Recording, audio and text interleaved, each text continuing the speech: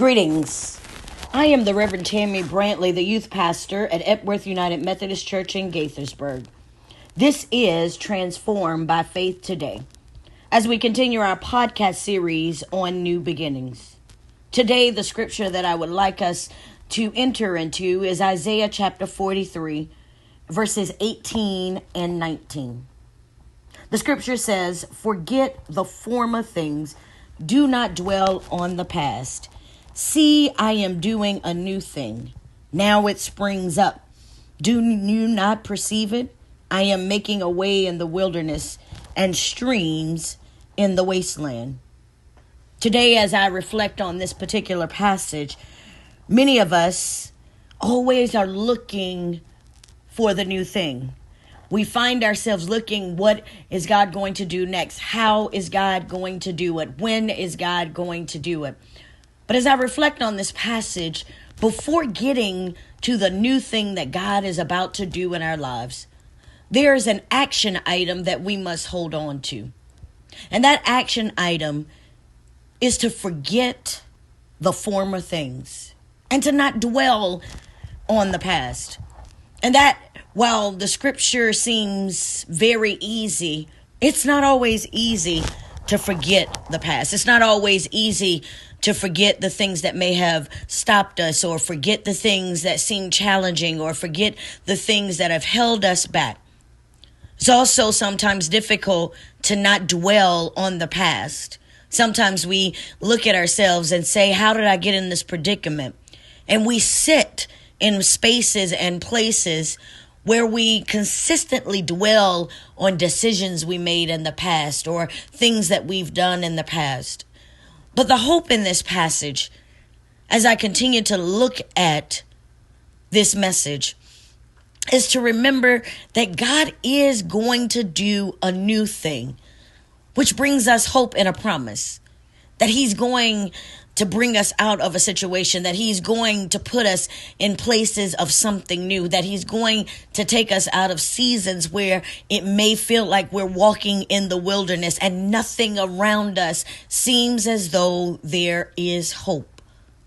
But the action of forgetting the past is a place that we have to be intentional about wanting to receive what God has for us next.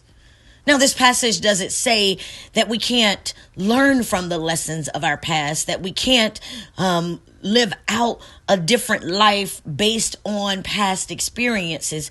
But what this passage says is we just can't stay there. We have to be willing to move forward physically and spiritually to receive the new thing that God has on the horizon. It is my hope. It is my prayer that as we listen to this podcast, we begin to move in such a way that we do not live in a place of bondage to our past dwellings, that we do not live in a place of bondage in our minds and begin to think over and over and over about the things and decisions we made, but that we truly take the lessons of our past and move forward in order to receive the new thing that the Lord has for us. The hope and the greatness also of this passage and the promise that a new thing is on its way is that we should be able to sense or perceive when that new thing is on its way. It's interesting as I look at what it means to perceive that something is about to happen. It means that we have to be so connected to God and so in touch with who God is in our lives that we can visibly see that something is about to shift. And so the hope of a new thing on the horizon is a place that when we wake up in the morning, and even if it is raining, we know that the sun will shine. It's a place that when we wake up in the mornings and we may get up before the sun rises, that while it looks dark right now, we know deep down that the darkness will not last always, but the sun will shine again.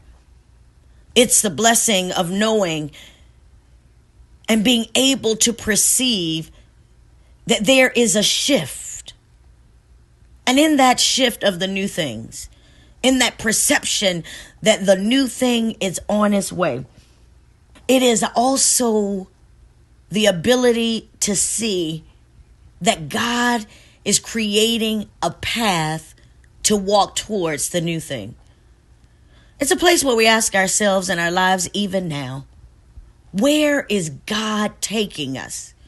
Are we following the new path? Are we following God in such a way that we put on blinders and trust God to bring us out of a place and prepare a new place?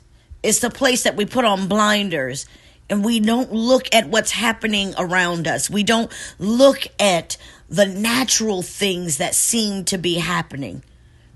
But we connect to the spiritual things, knowing that God is getting ready to do something new. I hope that you can perceive today that no matter what has been happening in your life, I hope that you can perceive today, no matter what is going on around you, no matter how things may look dim, that God is about to spring forth a new thing. And can we grab hold to the hand of God and begin to dream new dreams? I love a phrase that is coined by Oprah Winfrey, that God can dream a dream bigger than you can for your own lives.